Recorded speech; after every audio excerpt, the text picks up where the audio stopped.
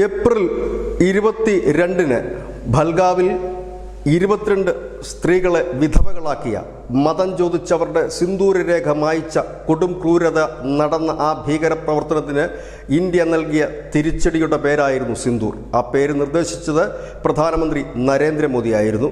എന്നാൽ ഇപ്പോൾ പുറത്തു വരുന്ന വാർത്ത, ആ ലോഗോ, അതായത് മെയ് 7-നാണ് ഇന്ത്യ പാകിസ്ഥാനിൽ കടന്നുകയറി അവിടുത്തെ ഭീകര കേന്ദ്രങ്ങൾ ഒന്നൊന്നായി തച്ചു തകർത്തത്.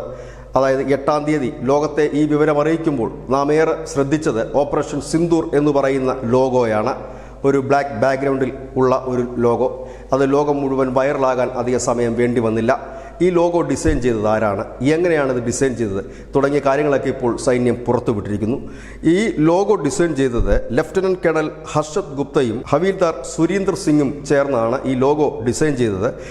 ഈ ലോഗോയിലെ ആദ്യത്തെ ഓ, സിന്ദൂറിൻ്റെ ആദ്യത്തെ ഓ പ്രതിനിധാനം ചെയ്യുന്നത് സ്ത്രീകൾ സിന്ദൂര തിലകം അണിയാനായി ഉപയോഗിക്കുന്ന സിന്ദൂര ചെപ്പിൻ്റെ ആ ഇതിൽ പ്രതീകമായിട്ടാണ് ആദ്യത്തെ ഓ.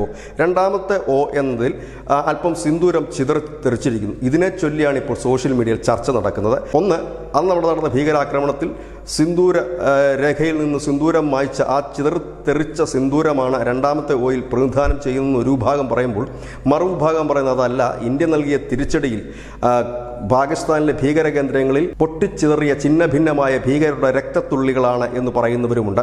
ഏതു തന്നെ ആയാലും ഇപ്പോഴും അതിൻ്റെ ചർച്ചകൾ പുരോഗമിക്കുന്നു. ഏതായാലും സൈന്യം അതിനെക്കുറിച്ച് പറഞ്ഞിട്ടില്ല. ഏതായാലും ഈ ലോഗോ ഡിസൈൻ ചെയ്ത് രണ്ടുപേരെ കുറിച്ചിട്ടാണ് സൈന്യം ഇപ്പോൾ വിവരങ്ങൾ പുറത്തുവിട്ടിരിക്കുന്നത്. അതിലൊന്ന് ലഫ്റ്റനന്റ് കേണൽ ഹർഷത് ഗുപ്തയും മറ്റൊന്ന് ഹവീൽദാർ സുരീന്ദർ സിംഗുമാണ്. ഏതായാലും ഈ ലോഗോ ഇതിനോടകം തന്നെ വൈറലായിരിക്കുന്നു.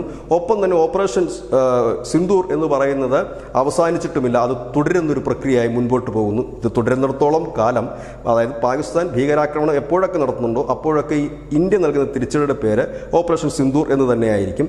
അപ്പോഴൊക്കെ ഈ ലോഗോ ലോകത്തിന് മുമ്പിൽ പ്രത്യക്ഷപ്പെടുകയും ചെയ്യും. അഭിമാനമായി ഇന്ത്യ അത് ഉയർത്തി കാട്ടുകയും ചെയ്യും. News desk, news India Malayalam.